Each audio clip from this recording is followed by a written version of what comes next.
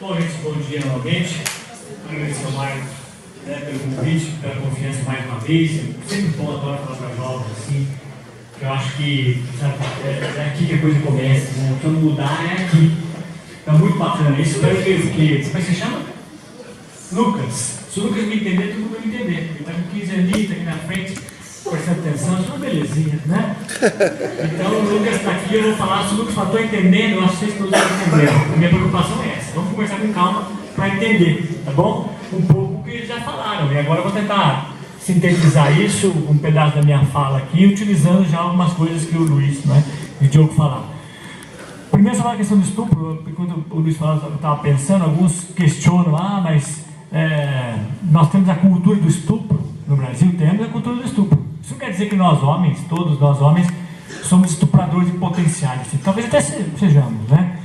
Mas que nós, todos os homens, somos estupradores. Não quer dizer que somos estupradores, quer dizer que temos uma cultura do estupro, e que as mulheres também têm. E a cultura do estupro aparece quando alguém é estuprada, você fala, sou contra, é um absurdo, mas, né? Esse mas é a cultura do estupro. Mas tal de saia curta, mas tal na rua essa hora, mas fica se insinuando, mas dança funk, mas não sei o que, não é? O homem pode dançar funk, pode sair de short curto, não é estuprado. Né? Você fala, ele foi estuprado, né? Não é possível fazer estupro com o homem legalmente, tal, também. Vamos pensar que sim, não é por isso. Então quando você coloca esse mas, né? É sinal que você está dizendo assim, eu sou contra, lógico, politicamente correto falar isso, né? Mas eu acho que ela mereceu. Isso é cultura do estupro. Não é que nós defendamos o estupro e achamos que deve ser estuprado, mas a cultura do estupro é isso. É quando você admite que é possível. Eu sou daqueles que o Luiz falou, né? Eu sou o famoso marajá português. Eu tenho 4 empregos e ganho por 1. Eu dou aula na FIO, sou concursado na UEMP, na FATEC, dou aula no Colégio Objetivo, algumas aulinhas, né, que eu sempre gosto de ensino médio também, tem essa questão de estar... Eu não posso estar em escola pública, porque eu já sou concursado, não posso mais estar em escola pública, estou lá, e dou aula de pós, em alguns lugares. Eu sou um mauleiro, assim. O Luiz não gosta de trabalhar muito, eu acho, mas tudo bem. Tô brincando, o Luiz é psicólogo, eu só dou aula, o Luiz trabalha também, né? Entendeu? Já trabalhei, mas agora eu só dou aula, né? Mas eu queria só pensar, os alunos perguntam às vezes, né? Eu dou aula no direito, lá de direito, professor, além da aula você trabalha? Eu falo, não. Muitos perguntam, cuidado de perguntar isso para o professor, viu? Eu não fico ofendido, meus alunos ficam, não é? Até porque eu não trabalho, depois eu explico isso. Mas só para pensar algumas coisas com vocês, gente. Estado de exceção. O que seria então? Vocês viram, né, o que ele disse aqui do estado de exceção? Mas como é que nós permitimos o estado de exceção? Não é? Vamos pensar o seguinte, para o Lucas. Que país que o Lucas gostaria de... O que a democracia nos promete? Promete um país justo, um país que todos nós possamos participar do governo e tomar decisões. Né? Principalmente a democracia nos promete um país para todos, não é verdade? Para todos. Lógico que ela promete uma coisa, né? O Brasil é um Estado. E esse país, como todos os outros países, eles são... o Estado é se apropriar. Alguém toma o Estado. Ou todos nós tomamos, ou um grupo pequeno toma.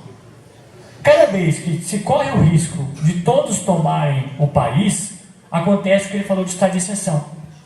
Ou seja, há quase um golpe, né, às vezes legal e ilegal, como tem golpe militar aqui, como, né, esse golpe do impeachment, teoricamente legal, baseado em lei, mas há uma interrupção daquele modelo de democracia que vinha até aquele momento, abre-se uma exceção e começa a se perseguir os que são chamados inimigos da democracia.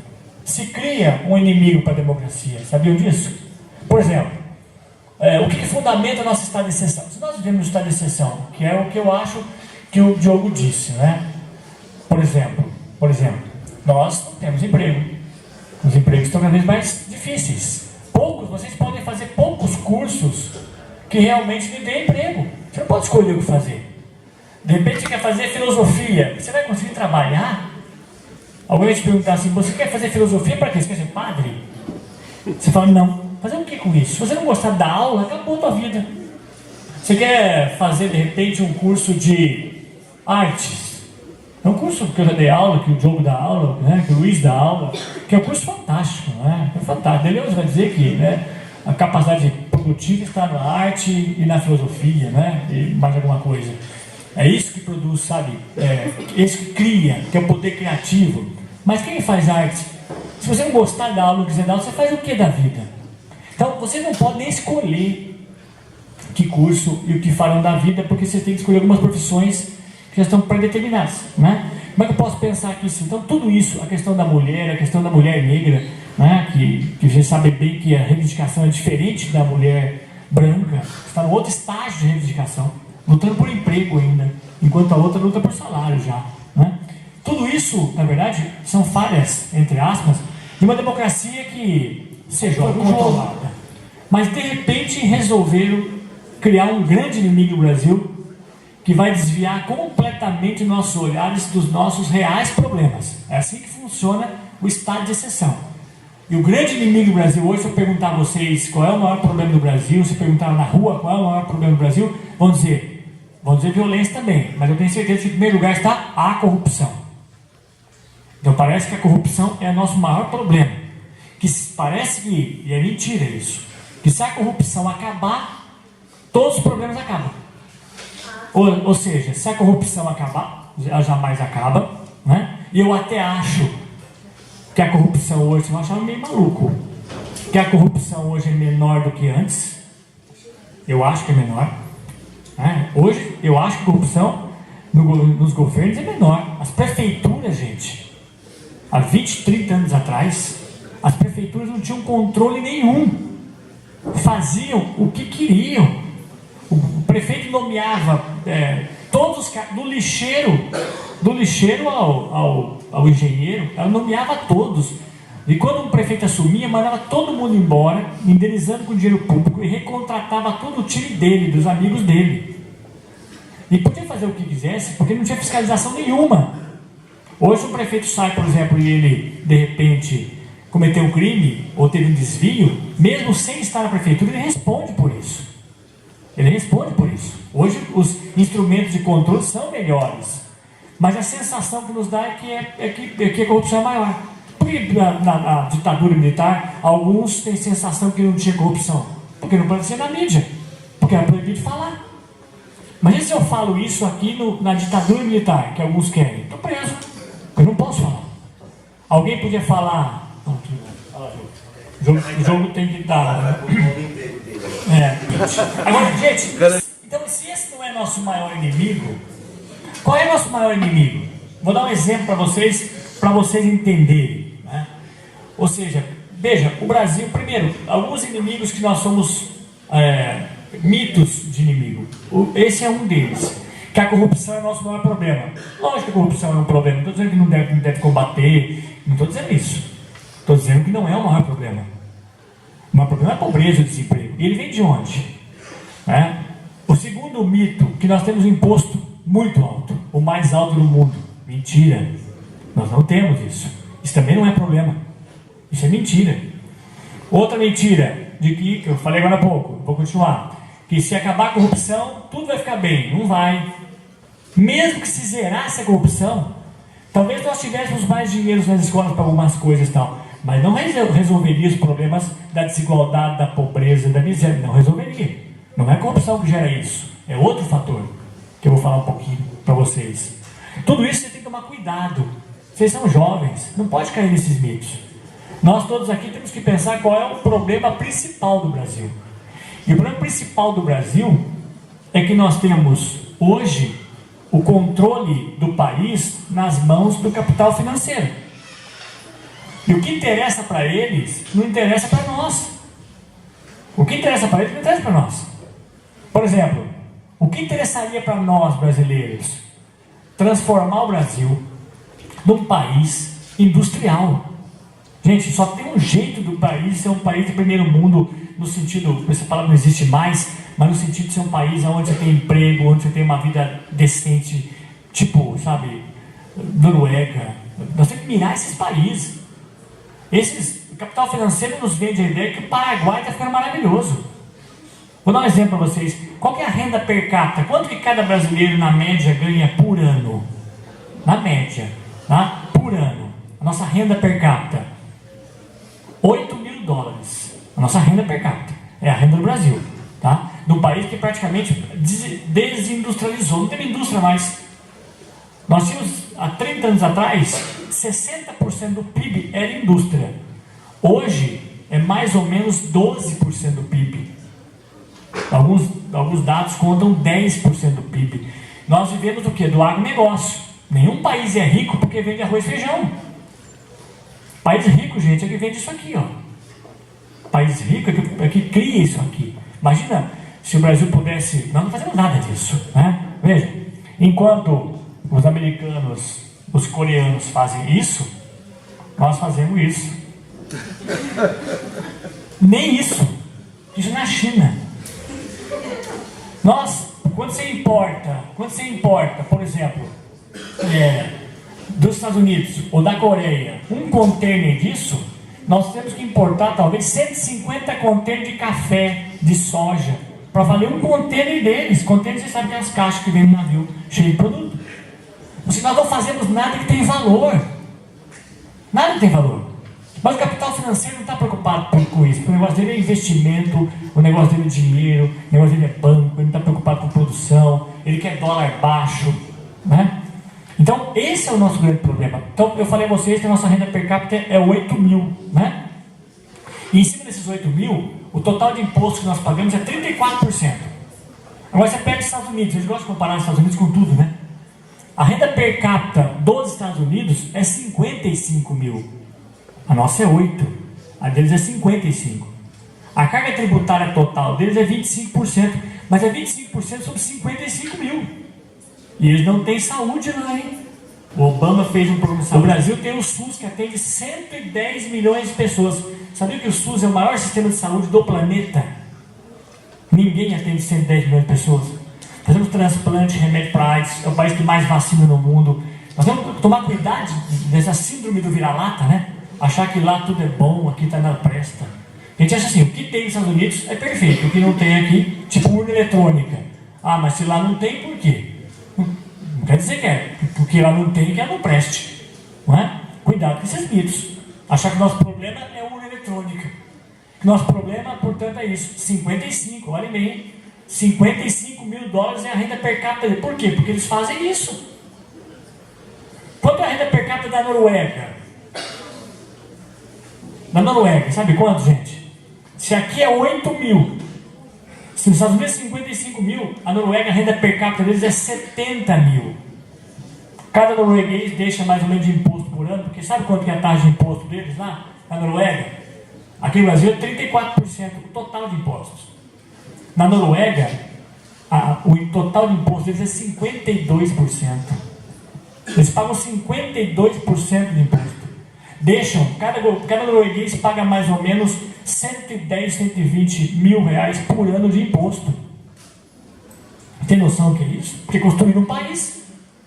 Que país construíram? Um país que tem uma química fina, um país que exporta coisas que tem valor, não exporta arroz, feijão e soja.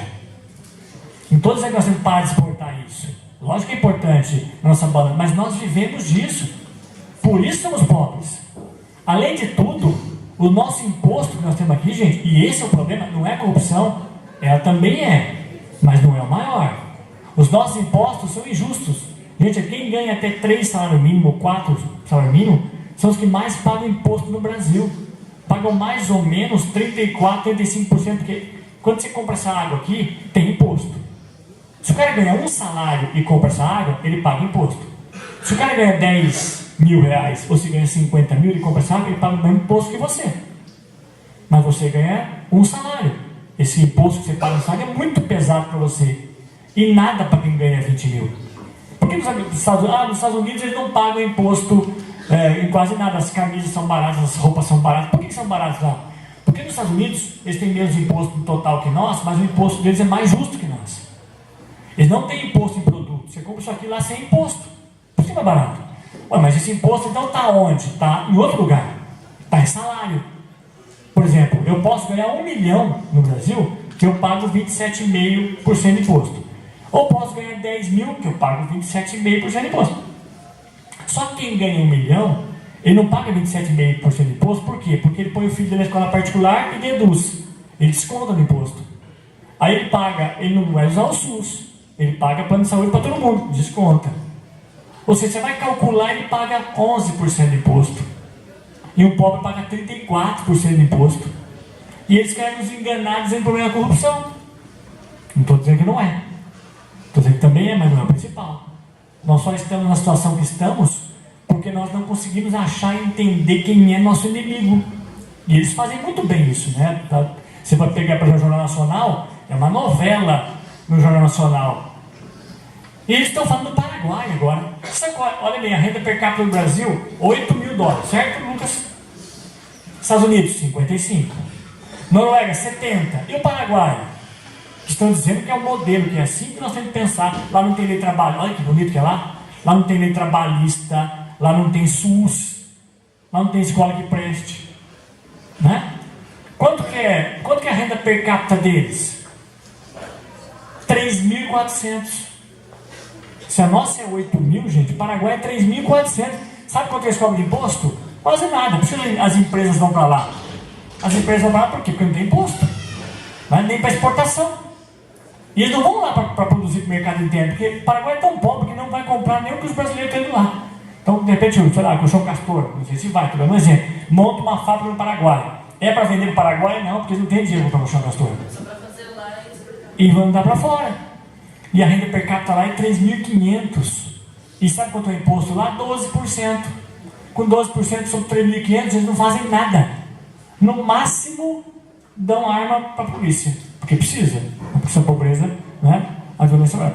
Na Noruega, veja a diferença. Olha a relação pobreza, desigualdade com violência, quando pensa na questão do estado de exceção, nos moldes que disse o Luiz Bosco. Imagine comigo. Aqui no Brasil, a média de assassinatos é 40 por 100 mil. Então, morrem 40 pessoas por 100 mil habitantes. Né? E aí você imagina que, lógico, não é todo lugar assim.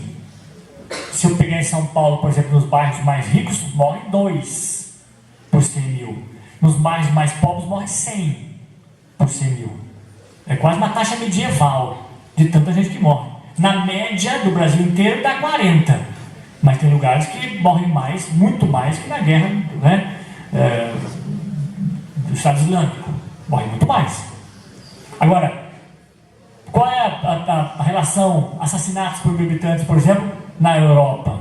2 por 100 mil. Na Noruega, meio por 100 mil. Meio. Mata o Lucas. Tô brincando, Lucas. Tô brincando. Gente, dá para ter. Esse é o problema nosso. Você entendeu? Por exemplo, outro exemplo. Vocês não podem não gostar de estudar. Nós temos que ter o direito de não gostar de estudar. Está aqui o Luiz, que eu acho que concorda comigo. Eu tenho direito, se eu quiser me gostar de estudar, e daí? Eu vou ser eletricista. Eu vou ser cabeleireiro. Eu vou ser, sei lá, fez qualquer coisa. Eu vou ser garçom. Esses dias eu falei com um rapaz que estava no restaurante, que batendo um papo com o garçom, tal, depois que estava meio vaziozão, não é nem aqui em Ourinhos, estava dando aula fora. Ele disse: ó, comecei agora, faz um tempo ser garçom, estou adorando isso aqui. Fiz vários cursos, conheço um monte de gente aqui, eu não sei o que eu estou adorando. Né? Mas no Brasil, você não pode viver disso. Porque o que ganha um garçom, o que ganha um eletricista muitas vezes, o que ganha imagina, sei lá, qualquer outro emprego como esse, não dá para viver. Você não vai comer no meio do restaurante que vai comer com o diretor de uma empresa, um médico. Você não vai comer. Se você pegar esses países, entre aspas, civilizados, né, onde a democracia ainda funciona, nesse país, no mesmo apartamento, no mesmo prédio que mora o lixeiro, mora o engenheiro. Tivemos um exemplo no programa do Marcos de uma ex-aluna que ele tem que estava onde? Noruega. Na Noruega, o país que eu falei, né? Também é a mesma coisa na Dinamarca, na Suécia, tá? Na Suíça. Ela disse que no prédio dela morava um lixeiro. E o marido dela era engenheiro de petróleo. Morava um lixeiro. Ou seja, se você optar por ser marceneiro nesse país, você pode ser. Não é por isso que você vai ganhar uma miséria. Sabe, a diferença entre o mais rico e o mais pobre no Brasil é 36 vezes. O mais rico ganha, na média, 36 vezes mais que o mais pobre. 36. Na Alemanha, 4. Lógico que a violência é menor. Lógico que pode sair na rua. Quem quer nos manter assim?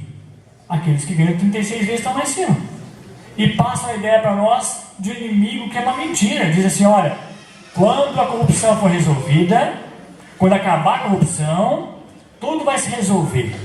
Nós teremos um país como a Noruega. Não. Lá se tem um país decente, em que você pode viver dessa forma que eu falei a vocês, porque historicamente houve um pacto muito grande entre a elite daquele país e o povo. Lógico, esse pacto não foi de graça. Esse pacto foi justamente por conta do medo do comunismo, depois da guerra. Se o comunismo não conseguiu estabelecer, criar um sistema decente, né, de convivência humana, pelo menos ele pressionou o capitalismo na Europa para criar um sistema decente. Para perceber que na Europa, os países com medo do comunismo que estava do lado, a Alemanha Oriental, depois pós-guerra, Rússia, né, toda a Iugoslávia, aqueles países comunistas, China, influenciaram a Europa que estava empobrecida pós-guerra, arrebentada, estourada, a dividir e criaram uma democracia justa, participativa, que é isso que nós queremos. Mas é isso que não nos permitem nem olhar. Então, só para finalizar, para vocês poderem perguntar, vejam, nós devemos estar de exceção. O que é um estado de exceção? Eu prometo uma coisa para a democracia, eu prometo que o Lucas vai ter um futuro feliz, que basta estudar, mas ele sabe que não pode fazer o curso que quer, e, né, a democracia é essa. Eu prometo que vocês todos terão, caso façam faculdade, uma vida mais fácil, prometo que terão emprego, prometo que terão ajuda do Estado, pra caso precisem estudar ou não, só que eu não dou. E não dou por quê? Porque com a desculpa da corrupção, eu privatizo tudo, vocês ficam brigando contra a corrupção e esquecem de brigar por igualdade, esquecem de brigar por imposto justo, esquecem de brigar por um país que comece aqui dentro a pensar no seu futuro e a criar uma indústria que produza coisas que tenha valor agregado e que nos transforme em país de primeiro mundo. Por exemplo, para fechar essa ideia, né? Se você pegar tudo que nós produzimos, então, nessa questão do agronegócio, você vai perceber que não é suficiente. Nenhum país do mundo é rico com o agronegócio. Nenhum país. Todos os países que são ricos porque produzem coisas que têm valor agregado. Para isso, eu preciso, uma das coisas que eu tenho que fazer é manter o dólar alto. O dólar tem que ser alto, gente. Se o dólar for baixo, como é, muito bom para quem vai para Disney. Não é? Muito bom para quem quer viajar. Muito bom para quem quer comprar coisas fora do país. Muito bom para comprar esse cafezinho. Veja, nós exportamos o café e compramos dele, valendo 10 vezes mais café em cápsula.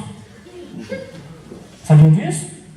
Ou seja, aquele café em cápsula que as pessoas que vocês veem em todo lugar hoje em dia, nós importamos, porque nós não fazemos aqui dentro. Aí você pergunta, senhor, isso não faz por quê? Não tem competência? Tem. Mas o dólar é tão baixo que não vale a pena. Se eu fizer aqui, até eu começar a produzir, pagar salário, até fazer tudo isso, essa cápsula que ainda eu estou começando a fazer aqui, talvez custe aí uma cápsula dessa R$2. Eu consigo trazer da China, eu consigo trazer da Europa, de onde for, por R$1, por 50 centavos, porque lá já tem um know-how, e eles vendem em escala, já vendem muito, então eu não consigo, eu não faço. O que eu faço? Eu compro deles. Então eu vendo o café, eles põem na cápsula e eu compro deles. Qual a saída? Dólar alto, gente, sinto muito. O dólar alto vai subir um pouco a inflação, mas aí vem a mídia e fala, inflação alta, Dilma, vai para o inferno. Porque não pode ter inflação. Né? Lógico que ninguém quer aquela inflação monstruosa, ninguém quer isso, mas não tem jeito.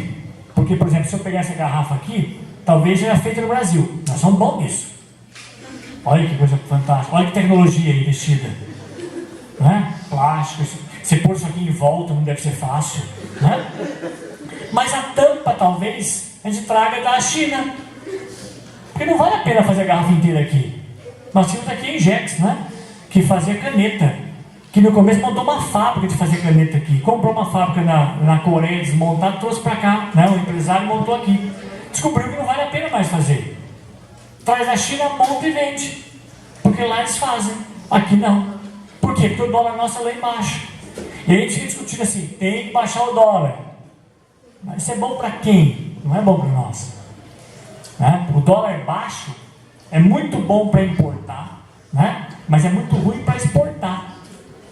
Porque nós não conseguimos exportar praticamente nada. Até exportamos, mas nós não conseguimos produzir nada que vale a pena ser exportado, porque vale a pena comprar lá fora. É que nem vocês. Se vocês precisassem limpar a casa, mas de repente você consegue alguém que limpe de graça para você, vai limpar a casa? Não limpa, nem você limpa, não vou nem pôr na mão. É que nem nós, eu tenho que fazer um produto aqui, mas lá fora o meu produto é muito mais barato, eu prefiro que vende fora. Eu não monto fábrica, não tenho emprego, não vendo nada que gere riqueza para o meu país. Minha renda per capita é 8 mil, a deles é 50, 60, 70. Você imagina, gente, o que isso não faz? Uma renda per capita da Noruega de 55, de 70 mil, com um imposto de 52%, gente, eles não têm uma escola privada. Eles não têm nenhuma faculdade privada. A licença maternidade, para quem é mãe na Noruega, é 3 anos. E eles têm que pedir para as mães, para as mulheres, por favor, tenha filho. Porque não quer nem ter filho. Com uma vida dessa, gente.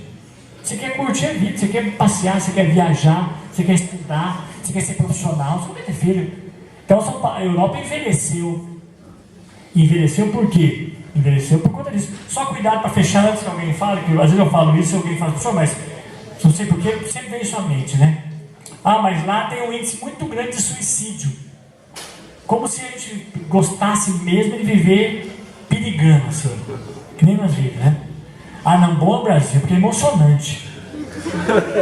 Você sai de casa, não sabe se volta. Olha que emoção. Tchau, mãe. Abraça o pai, a mãe fala, não sei se eu volto, né? O pai fica emocionado, quando você volta querendo. Olha que país emocionante, né? Sai de casa, não sabe se vai ter gasolina para voltar. Não sabe ter gasolina. Olha que emoção, gente. Sai viajar, vai no mercado, não sabe se vai ter comida, né? Não sabe se vai ter emprego, vai se formar. Olha que coisa emocionante. Você vai se formar, não sabe que curso fazer. Depois que faz, não sabe se vai ter emprego. Olha que maravilha. Não sabe nem se vai poder pagar a faculdade caso seja privada. Isso é fantástico, é uma delícia. Por que não se mata? Mas lá não, lá se mata porque assim, ele não tem que se preocupar com nada, só se preocupar com curtir a vida. Ah, o cara se mata. Até isso eles acham, eles passam para nós a ideia de que é melhor sofrer. Vocês são felizes que vocês sofrem. Porque senão você não dá valor à felicidade, você mata. Não é isso.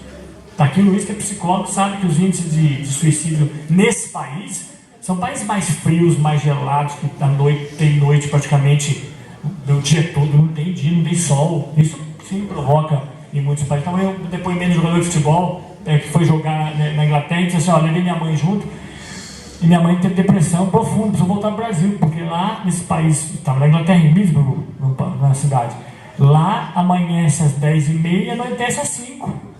Minha mãe morreu. Voltou ao Brasil desesperada. Mas lógico, é isso. Não tem nada a ver com estabilidade. Cuidado, gente. Cuidado de cair nessa conversa. Estado de exceção funciona quando Hitler quis instalar o estado de exceção. E olha que Hitler chegou ao poder na lei, hein? Hitler não tomou o poder. Chegou lá, vou tomar o poder, pegou em armas. Não. O Hitler chegou ao poder baseado em lei, legalmente. Ele, pessoalmente, não foi eleito, mas o partido foi.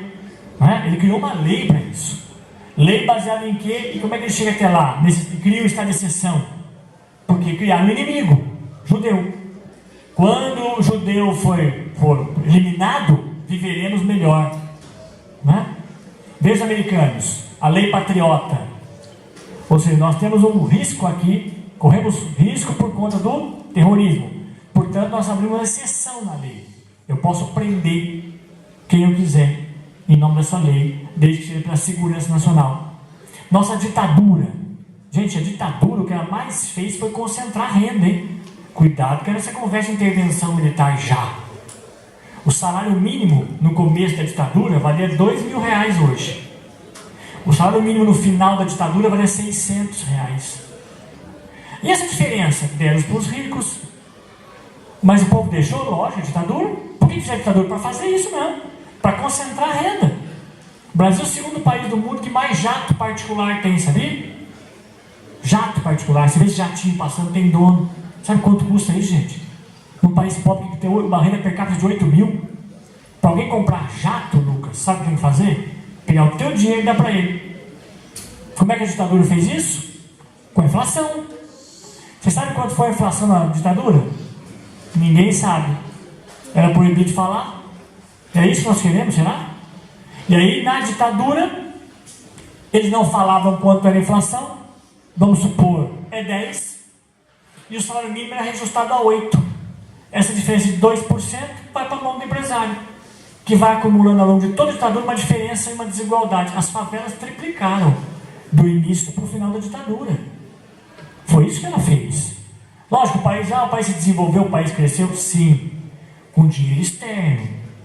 Nós não criamos condições de ter uma indústria aqui potente de primeiro mundo. Nós emprestamos dinheiro e criamos uma dívida externa monstruosa, que nós até hoje temos e que custou muito para nós.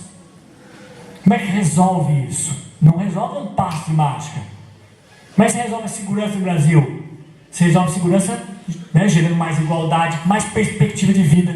Gente, nós criamos uma camada no Brasil, nós temos medo na rua, são pessoas que não têm o que perder.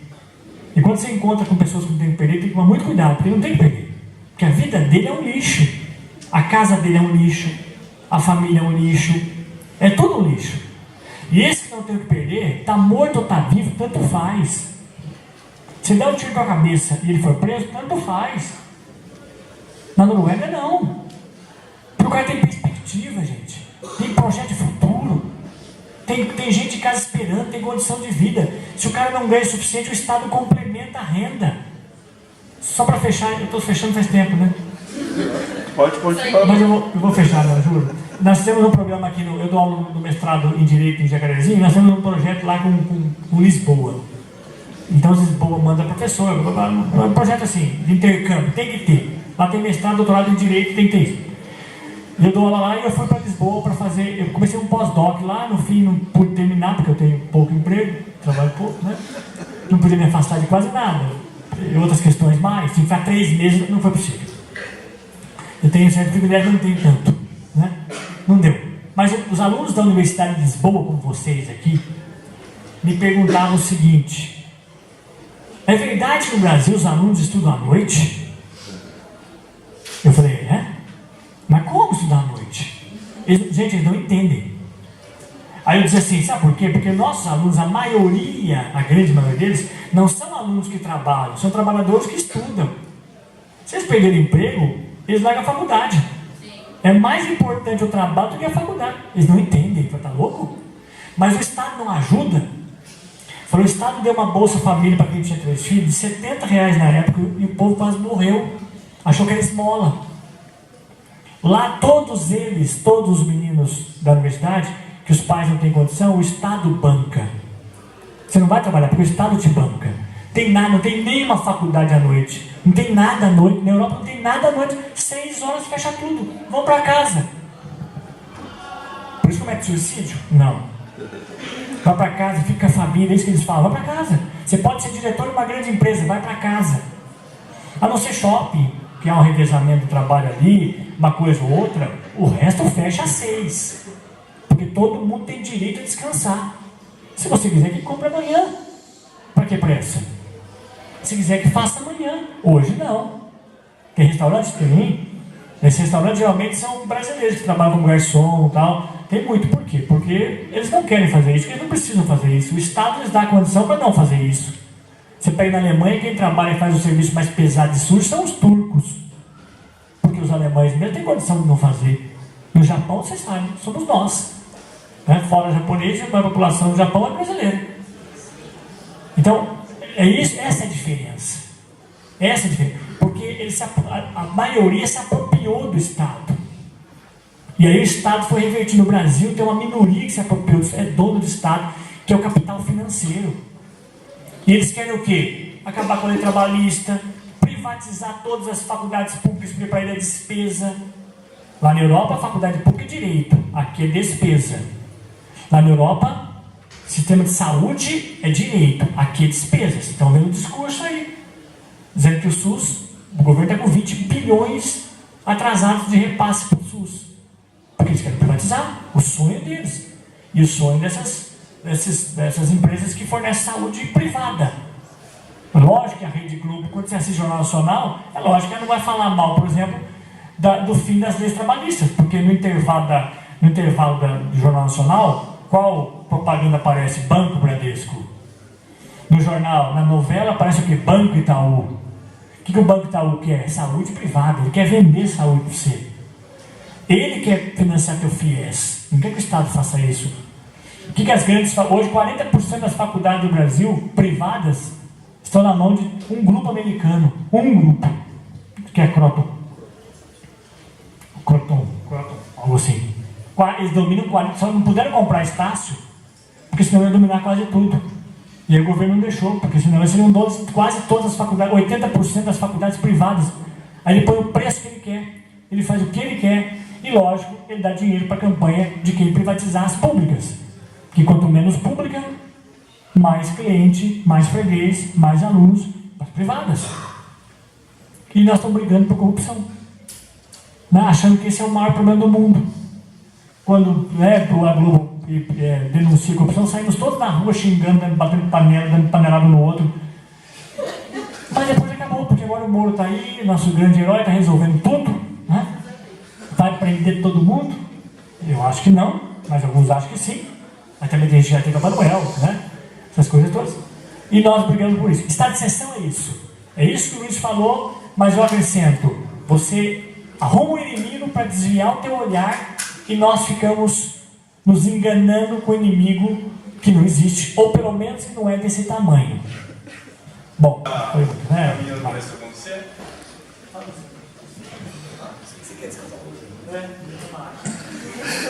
Vai acontecer a privatização? Ela já está acontecendo. Já está acontecendo. Já se sabia em 2010, através de vazamentos do Wikileaks, que um dos objetivos de todo esse desmonte político que está acontecendo no Brasil era a privatização da Petrobras. A partir do momento que foram descobertas as reservas de pré-sal, a Petrobras se tornou o alvo do momento do imperialismo, como a gente chama, o grupo de grandes potências que tem interesse em monopolizar a exploração do petróleo. Então já está sendo privatizado, né? Esse grupo que fala, esse grupo do mundo, os americanos, 6 empresas são os mesmos que invadem o Iraque. Sim. Desculpa. Sim. De que há ali perigo químico. É o mesmo grupo. E a Noruega, que você tanto elogiou também. A Noruega comprou uma parte da exploração do pré-sal e inclusive teve vazamento de produtos químicos na Amazônia. Não lembro se foi no estado do Amazonas exatamente, mas foi na Amazônia. E eles garantem a social-democracia deles, sendo imperialistas à moda deles também, né? A França comprou através daquela empresa que começa com um T, não lembro o nome dela, que tem posto de gasolina também. Enfim, já está sendo privatizado. Tá? Então, e aí, alguns grupos, né, que tem inclusive financiamento externo para defender esse ponto de vista, vão falar assim, mas tem que privatizar mesmo, porque o próprio petróleo é um dos maiores e mais valiosos recursos naturais que se tem. Não tem país nenhum que venda a própria exploração do petróleo. O Brasil produz petróleo e tem que comprar diesel do exterior, tem que comprar gasolina do exterior, porque não refina aqui, não produz aqui. Quando começou a fazer, quando começou a produzir, aí veio o desmantelamento político que é financiado pelos interesses do império.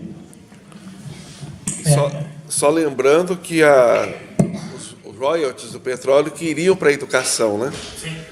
75% dos direitos do petróleo iriam para a educação.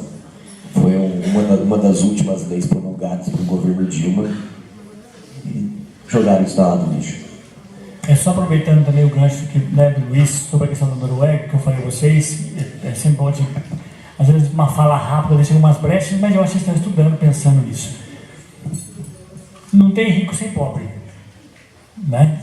Não tem rico sem pobre. Isso também se dá nas questões internacionais. Os países ricos são ricos porque exploram os pobres. Talvez um dia, eu sempre digo assim, que o que separa a direita e a esquerda não é você ser a favor do aborto, não é você ser a favor de, de redução da penal, não é você ser a favor da união afetiva. Para nos enganar, são outros mitos, eles colocam essa discussão pra gente.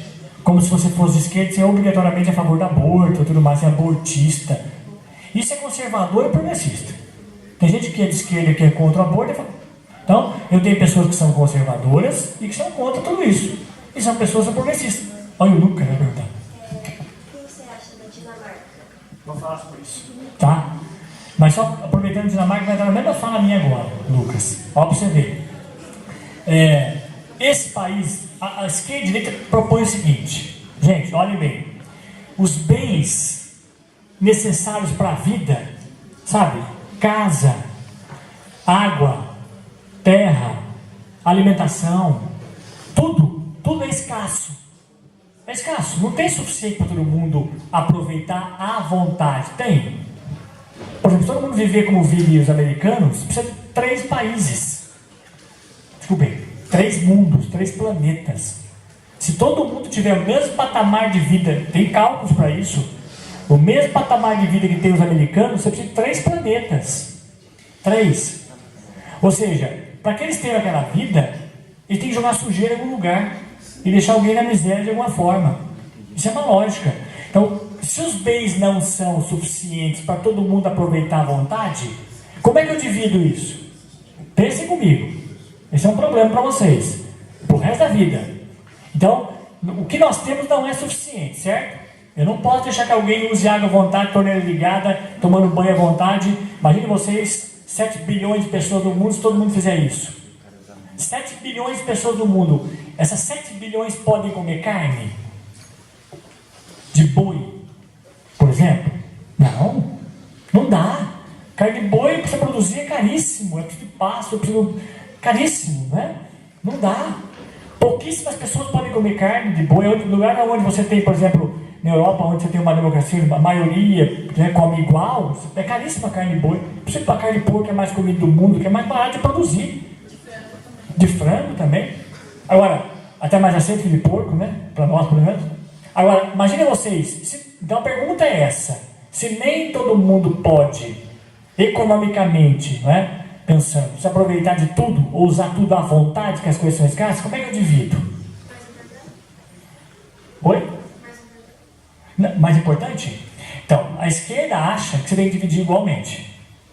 Todo mundo tem que viver igual. Lá na ponta da esquerda, na ponta da esquerda comunista, acha isso. Já a direita, o capitalismo, acha que o capitalismo é a melhor maneira. Quem é mais competente, mais esforçado, come mais. Quem não é, não come. Alguns nem comem nada. Então deixa que o mercado resolve isso. Se você é competente, se você é esforçado, se você é bom, você vai comer. Se você não é, você vai passar fome. A esquerda acha que não pode ser assim. Até porque a esquerda acha que o mercado não é tão Deus assim, não é tão justo assim. Ou seja, se eu pegar os melhores, talvez os mais ricos hoje, se eu observar bem, talvez não sejam os que mais se esforçaram, nem os que mais trabalharam, nem os mais competentes. E mais que isso, tem toda uma história familiar por trás, né? Que lhes permitiu fazer isso, que lhes permitiu ter uma, né, condição para isso, estudar, por exemplo, que permitiu, o cara chegou a ser médico. Sabe a história familiar? Quem pode pagar a faculdade de medicina? Quem pode passar no vestibular que exige né, um estudo, que exige condições em casa para estudar, que exige que você tenha um ambiente tranquilo? Né? De repente a pessoa mora numa casa que mora 50, em 2 cômodos. Tem que pensar o que vai comer amanhã. Sabe, está preocupado se vai comer ou não. Enquanto tem gente que vai passa a porta da escola, o pai pega, vamos lá, filho, está cansado. Descansa um pouquinho, não vai continuar em casa, almoça, o pai traz você para a aula à tarde. Outro vai embora a pé, na escola pública, trabalha a tarde inteira, se arrebenta. É isso que a esquerda acha. A direita acha que é esforço. Então, é isso, essa é a diferença que eu digo. Basicamente é isso. Então, como é que você acha que tem que repartir as questões que são escassas? Ok? Se eu pegar, por exemplo, a Noruega, os noruegueses vivem muito bem. Em detrimento do quê? Como eu falei a vocês, a Alemanha vive muito bem. Mas quem faz o serviço sujo? Os turcos, que estão lá. Os japoneses vivem muito bem, também são imperialistas. Os americanos, os japoneses, russos, para dar uma condição de vida para o seu povo, eu preciso massacrar outros povos. Mas é assim que é lógica, que está posto para nós nesse momento. Só fechando aqui, a questão da Petrobras, a Dinamarca tem essa lógica. A gente tem um país perfeito, né? País, entre aspas, equilibradíssimo economicamente, com muita felicidade para o seu povo, talvez um dos países mais felizes do mundo, mas também, para isso, explora outros países, faz o que, né, o exposto isso. A Petrobras entra num pacote, eu acho, de estratégias. Por exemplo, se eu quero ter um país que exporta esse tipo de coisas, eu preciso ter um banco público que financia a lavoura, que financia o estudo, que financia a pesquisa. Eu preciso ter faculdade pública. Quem que pesquisa no Brasil fora a faculdade pública? Quem? Quem faz uma pesquisa no Brasil fora a faculdade? Quem descobre tudo no Brasil? As faculdades públicas. Ah, tal coisa foi descoberto pela Unesp. Tal coisa foi descoberto pela USP. O transplante de coração quem faz? A USP, descoberta a pesquisa. Né? Gente, o Estado descobre as coisas. A iniciativa privada. Alguém fala para mim assim, mas você é socialista? Eu nem digo que sou socialista. Não estou nem dizendo isso. Estou dizendo que eu acho que eu quero justiça. Eu sou humanista. Não estou dizendo defendendo que a Rússia funcionou. Não quero. Fui para Cuba 2 vezes já. Não estou dizendo que o modelo cubano não serve para nós. Não acho que a Venezuela tem um monte de defeito. Mas as pessoas hoje entendem. Nunca leram um livro sobre Venezuela e entendem isso tudo, né?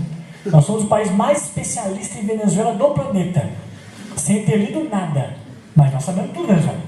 Só não sabemos que o barril de petróleo lá era $120 no mercado, quando o país estava bem, e hoje o barril de petróleo caiu para $20. Por isso eles quebraram. Porque o barril de petróleo caiu no mundo inteiro. E agora está subindo, estão tentando se retomar. Mas eles quebraram, e eles não têm nenhuma indústria. Eles também são como nós, assim. Nós temos muito mais que eles ainda. Nós temos indústria. Nós podemos fazer a capinha disso aqui. Eles nem a capinha nunca fizeram. A elite lá nunca fez isso, só petróleo. E aí eu tenho que ter um banco público. Só um exemplo rápido, aqui antes de abrir para outra pergunta lá atrás. Por exemplo, quem inventou, fala assim, você usa o celular, mas quem inventou a internet?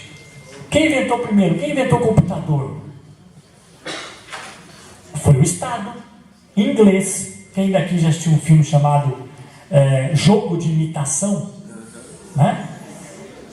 Aquele cara, vocês se lembram? Ó o detalhe. Aquele cara do Jogo de Imitação, ele pediu para o governo inglês, eu quero 1 ano de financiamento para descobrir uma máquina que faça cálculo para descobrir aonde o Hitler vai jogar bomba, porque a mente humana não é capaz. E o governo inglês deu para ele 1 ano de financiamento para ele pesquisar. 1 ano, não concluiu nada. Eu não consegui. Se fosse uma iniciativa privada, diria, cai fora. Não dá, não vou fazer isso. O governo inglês deu mais 1 ano para ele de financiamento. Ele não conseguiu descobrir nada. Deu mais 1 ano para ele. Na última hora, no último momento, 3 anos depois de pesquisa, ele descobriu o computador, que seria hoje o nosso computador. Ele descobriu. Mas quem financiou? O Estado. Porque o Estado corre risco. A iniciativa privada pega essa ideia que o Estado já descobriu e transforma num negócio. Quem descobriu o touchscreen? A guerra espacial. Rússia e Estados Unidos. O Estado americano pesquisando para a guerra espacial e para as viagens espaciais, o Estado descobriu o touchscreen. A Apple vai lá, pega a ideia, aperfeiçoa e põe no celular. Mas quem descobriu foi eles. Então dizer que o Estado é ineficiente é mentira. Ah, a Rússia não deu certo. Depende. Gente, a Rússia era um país semi-feudal em 1917, quando aconteceu a Revolução Comunista. Semi-feudal. Em 1960, a Rússia lança o primeiro homem ao espaço. Olha bem, praticamente 40 anos depois. Quem fez isso? O Estado. Então o Estado é tão ineficiente assim, é outro mito que nos impõe o tempo todo. Sem um banco que financie pesquisa, sem uma universidade pública, nós vamos estar condenados a ser o Paraguai. É isso que o capital financeiro quer, porque para ele tanto faz. O que interessa são negócios econômicos. Acho que tem uma pergunta lá atrás. Você não acha que esse sistema se tornou tornou um ciclo vicioso em que a elite acaba oprimindo e não deixando de forma nenhuma os mais menos favorecidos a ascender socialmente ou então de mudar esse sistema, porque eles têm o domínio de dinheiro que financia essas coisas e tem domínio também de armamento, eu acho. Sem dúvida. Inclusive, esta instituição na qual a gente se encontra nesse momento, a escola, ela é um mecanismo de manutenção desse poder.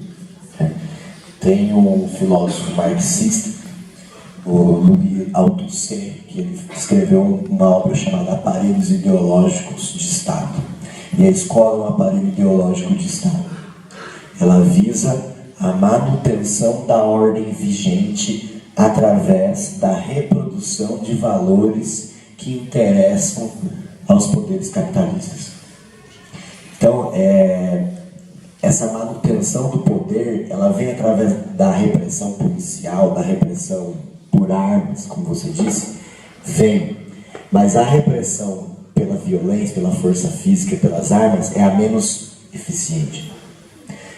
A forma de controle mais eficiente é essa que nos molda todos os dias. 12 anos dentro de uma escola.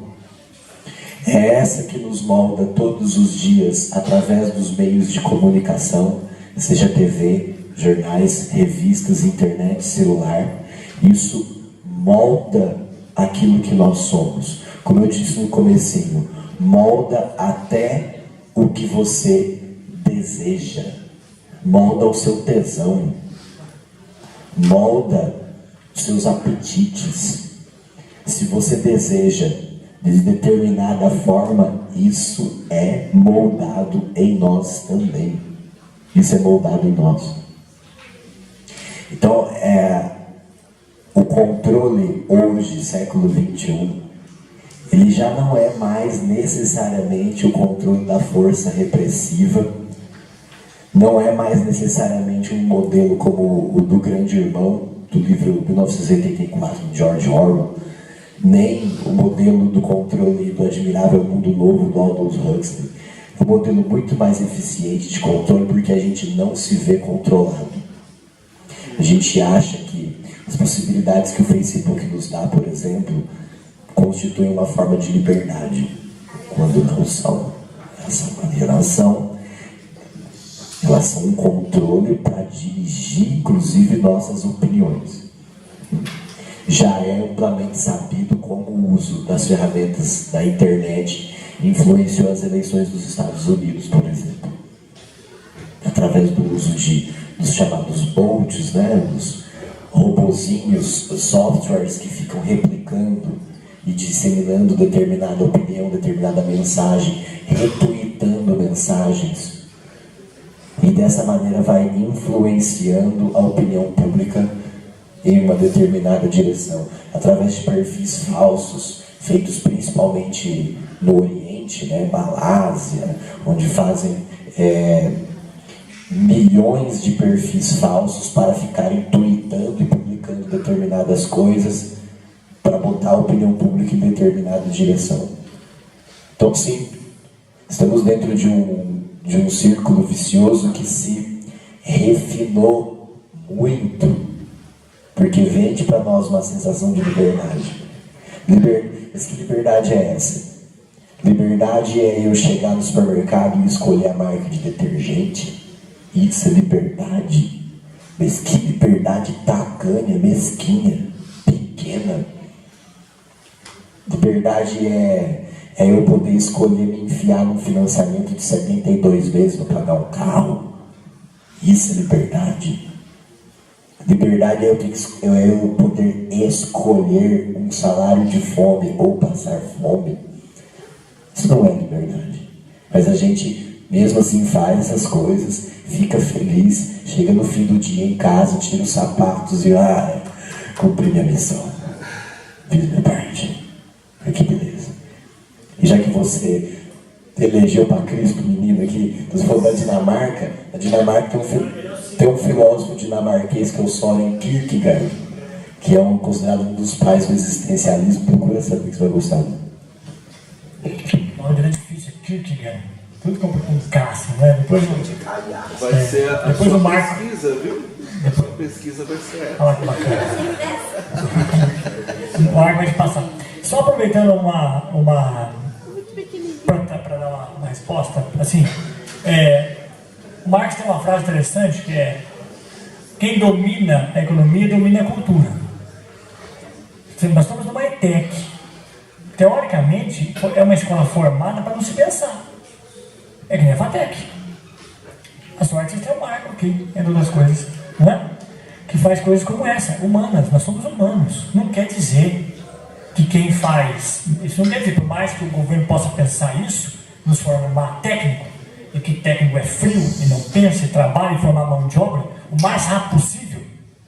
Porque a ideia é mais ou menos ser o Paraguai, né? Então, forma mão de obra, acaba com a lei trabalhista, privatiza tudo, forma mão de obra qualificada, ETEC, FATEC, e chama as empresas e fala: ó, gente, eu vou ter agora salário baixo, porque não tem lei trabalhista, e mão de obra qualificada, ETEC, FATEC. Pode vir que as mãos de obra estão aqui. Mas nós humanos, nós insistimos em pensar. Nós não nos acomodamos. Pode nos fechar, nos prender de todo lado, que nós não aceitamos. Vocês estão aqui por conta disso, não é? Ó, sala lotada, prestando atenção, participando. Ó o Lucas, belezinha. Eu nunca lembro o símbolo de vocês, né? Eu acho muito bonito mesmo, não estou brincando. Raro, presta atenção, né?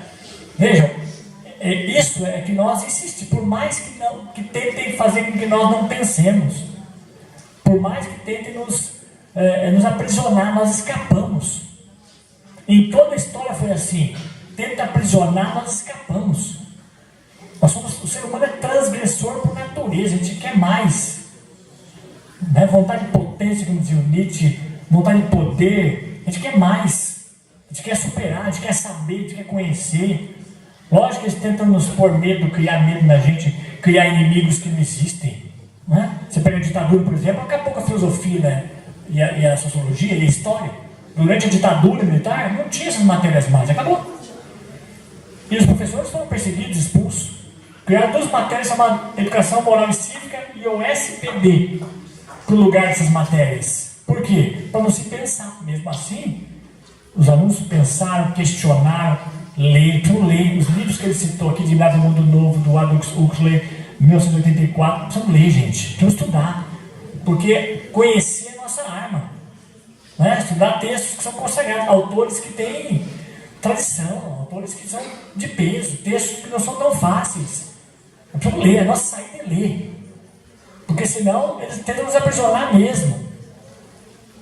Nós, como eu disse a vocês, somos transgressores, por natureza, assim. Tem até se você pegar a Bíblia, tem uma passagem assim, inicial da Bíblia que você pode fazer uma leitura dela bem antropológica. Não estou fazendo leitura religiosa, não. Antropológica. Deus colocou lá o Adão e Eva, né? E disse: olha, aqui está perfeito.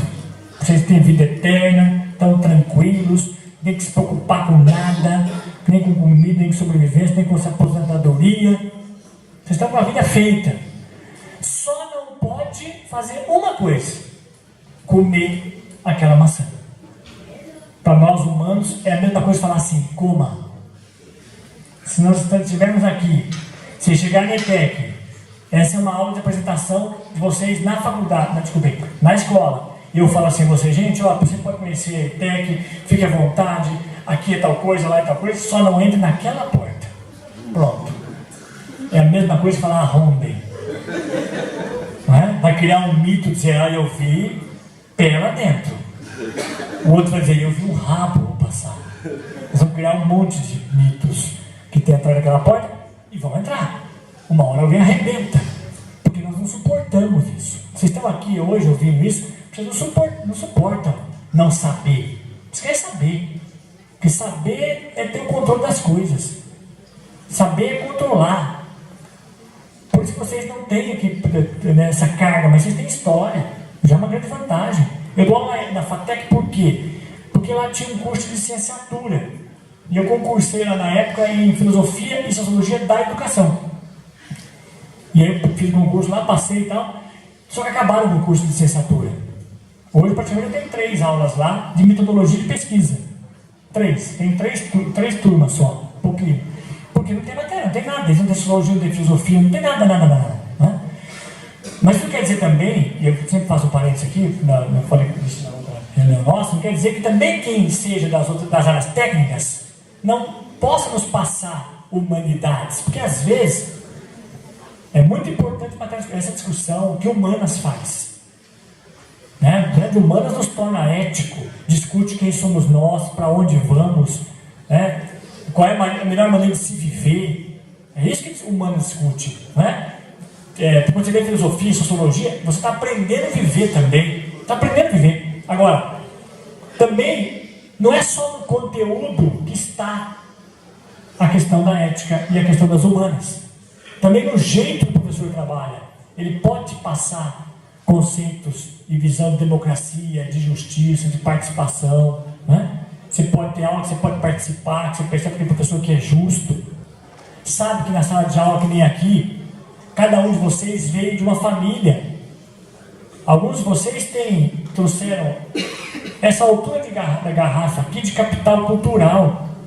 Ou seja, de técnicas de leituras, de planejamento para estudar. Teu pai ajudou. Você visitou museu, já foi em peça de teatro.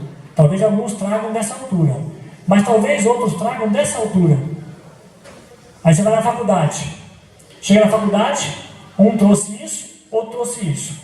Aí o professor fala, ó, média é 7. Quem trouxe isso de casa de capital cultural já fala um português, entre aspas, correto. Não tem um jeito correto. Alguém diz que é correto. Correto. Então não tem vergonha de falar com o professor. Alguns nem abrem a boca de vergonha, porque na casa não falam o que se chama de português correto. Alguns, quando vão para a escola, transitam bem. A escola é familiar para ele. Outros é um lugar assustador.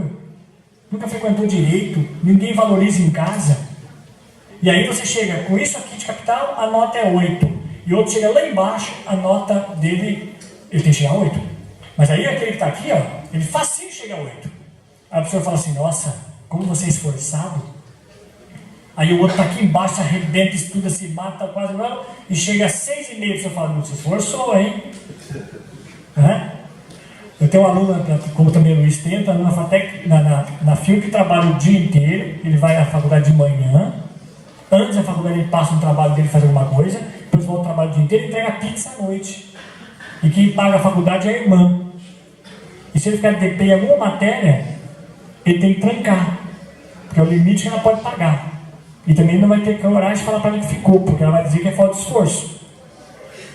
E ele está se matando para conseguir entender como é que estuda. Porque nem sabia como é que estuda, não sabia, porque ficou fora o tempo todo e foi, trancou, né, parava, voltou. Então, sabe, se nós não estudarmos, é isso que eu estou dizendo, é isso que nós estamos pensando. Quem domina, portanto, a grana no mundo, no Brasil, domina a cultura, domina a mídia, domina os jornais. E no Brasil é o único país, não é um, mas um deles, dos países que o dono da TV pode ser dono do rádio, pode ser dono da mídia escrita, pode ser dono de tudo. Se pegar pelo menos isso nos Estados Unidos, o dono dos canais de TV não pode ser dono do rádio. Se você já tem TV, você não pode ter rádio. Senão você cria um monopólio. No Brasil, 8 famílias dominam toda a mídia. Praticamente. Se você pegar, por exemplo, o que você vê no Jornal Nacional, você vê em todos os jornais. Por quê? Porque eles meio que combinam o que vão falar. É meio que igual. E um defende o outro. Se você atacar um, todos os outros arrebentam. Se você não é entrevistado num, você não é entrevistado no outro. Vê se tem uma greve de professor, vê se você vai ver algum professor da bancada da TVT entrevistando as condições e a situação precária. Não. Eles vão na casa de um estudante. Ele está parado jogando videogame. Não sei se chama isso hoje em dia. Aí a mãe está lá, e eles vão entrevistar a mãe e diz assim, não pude trabalhar hoje, porque olha essa greve aí, agora estou com o menino em casa, e o outro está viciado no joguinho. Ou seja, passa a ideia de o quê? Culpa dos grevistas. Por isso que eles falam porque não presta, porque tem greve, não presta. Né?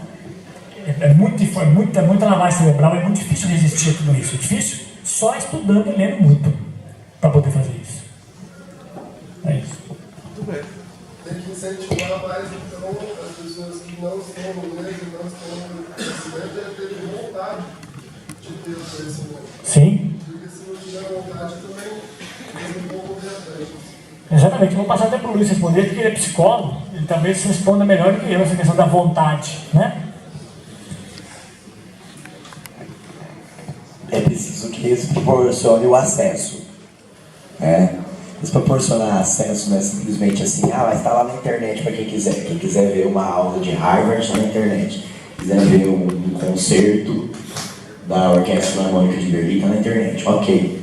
Mas é preciso que se ofereça o primeiro contato e que se ensine como chegar lá. Ninguém vai atrás de boas leituras se não houver quem dê acesso a isso e quem mostre isso para as pessoas. Quer passar para outra? Eu só lembro rapidinho aqui. E também percebo na faculdade uma coisa, gente. Eu preciso que professores falem a língua do linguajar do professor, técnico. O professor acha que deu uma aula maravilhosa, ele falou para ele mesmo. Ele sai de lá contente com ele, fala, nossa, como eu sou bom, hein? Que aula eu dei. Ninguém entendeu nada, mas olha a aula dele. Ele acha ainda, muitos deles, que deixar DP média qualidade, porque ele adora isso. Chega, talvez muitos ainda digam, olha, eu deixei metade da sala de DP. Eu sou bom, hein? E outros falam, bom nada, eu deixei mais da metade. Outros falam, nossa, então próximo semestre eu quero ser igual você. Você está colaborando com o fracasso escolar. O cara desanima. Chega lá uma matéria chata, burocrática, com linguajar intransponível. Né? Você não problematiza as coisas. Sabe? Fica muitas vezes filosofia que tem tudo para ser maravilhoso, fica uma coisa chata. Eu não posso exigir de quem nunca leu nada ler Shakespeare. Você nunca leu um livro e falou, gente, vamos ler Shakespeare amanhã. Eu nunca mais queria ler mais nada. Tem alguém aqui que faz regência musical? Regência musical, o curso que chama aqui? É isso? Tem alguém aqui da regência musical, não? Acho que não. Acho que não, né? O pessoal da música muitas vezes se queixa, o brasileiro não é educado para música, você escuta tranqueira e tal, não sei o que lá. Mas é porque não é proporcionado acesso. Se você pegar qualquer pessoa, eu falo, qualquer pessoa, tá? E colocar ela para ouvir uma filarmônica, pessoalmente, ela se deslumbra. Porque é lindo. Só que não teve a condição, não teve a oportunidade de estar diante de uma filarmônica. Mas é lindo, se deslumbra quando você vê lá 30, 40 instrumentos tocando em acústico. E aquilo vibra no seu corpo, literalmente. Aí você se encanta, mas tem que ter acesso. Agora, as rádios ficam cuspindo tranqueira o dia inteiro. A televisão fica cuspindo tranqueira. É lógico, não? Infelizmente fica preso nessas tranqueiras. Tem. Tem ponto. Não, eu acho que assim, primeiro para ser professor você tem que ser otimista. Sabe? Se você for pessimista, você vai para casa dar o dinheiro da mesa. Vocês aqui demonstram que tem jeito. Quando eu vejo vocês aqui discutindo isso, desse jeito, quando eu vejo o Lucas, tem jeito. O problema é que eles querem que não tenha. Aí vocês viram o nosso foco. Aí você acha que a corrupção está aumentando, você desanima. Vocês acham às vezes que não tem jeito. Se pegar na rua, tem jeito, é um bando de bandido. Tem jeito sim, desde que nós acordemos. Eu acho que a educação pode fazer isso. Eu sou muito otimista com a educação. Eu acho que o nosso erro, muitas vezes, também é não nos colocar no nosso lugar. E não ver que a nossa realidade não é a mesma das pessoas. Porque muitas vezes eu já ouvi falando, mas tá desse jeito, o que é? Mas eu sempre esteve numa favela. Sim. Eu tô vivendo aquela realidade. A gente é privilegiado de uma forma que a gente não percebe. Eu tô nessa escola, sou extremamente privilegiada.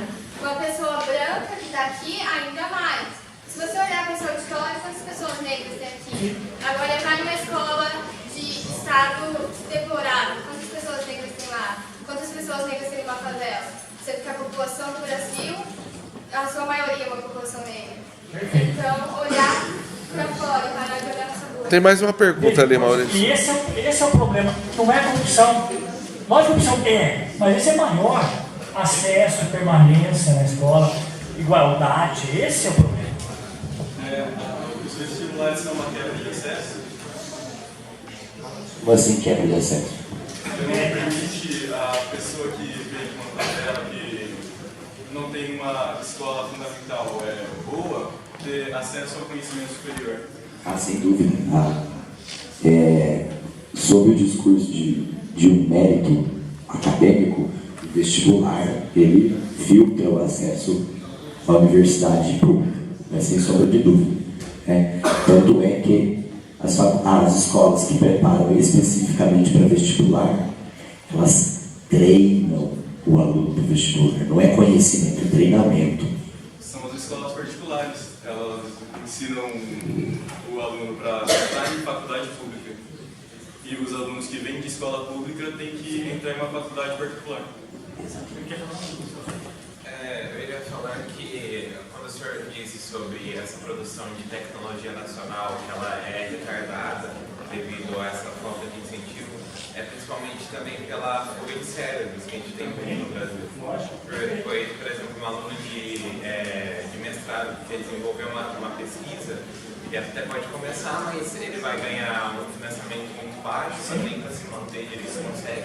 E às vezes ele vai apresentar a pesquisa dele, por exemplo, numa faculdade no exterior, nos Estados Unidos e Europa. O pessoal de lá vê essa pesquisa num potencial muito grande e acaba acolhendo essa pessoa, dando mais dinheiro para ela ter a pesquisa. Até um tempo atrás teve aquele, não sei se o senhor conhece, o Kinect do Xbox. Sim. Ele foi desenvolvido por uma brasileira. Vendeu a tecnologia para uma marca estadunidense. Gente, infelizmente nós vamos ter que encerrar, viu? Então, no recado final, mais do que o acesso, que também é prejudicado, a permanência também é. Eu dei aula desde 2008 na UEMP no direito, dou aula na pedagogia, mas também dou aula no direito na UEMP, sou concursado na pedagogia. Do mais alto, desde que eu dou aula em 2008, eu tive 3 negros. E uma turma de 73 alunos até hoje, 2008. E em 10 anos, 3 negros. Agora temos cota. Agora eu já tive, esse ano, mais do que tive nos 3 anos. Nos 10 anos. Por quê? Por conta de toda essa história. Agora, vamos continuar, vamos conseguir permanecer lá? Isso é importante que a faculdade pense, falar a língua deles, prepará-los para isso, entender suas diferenças sociais e tudo mais. Né? Bom, gente, muito obrigado. Nós ficamos terminando.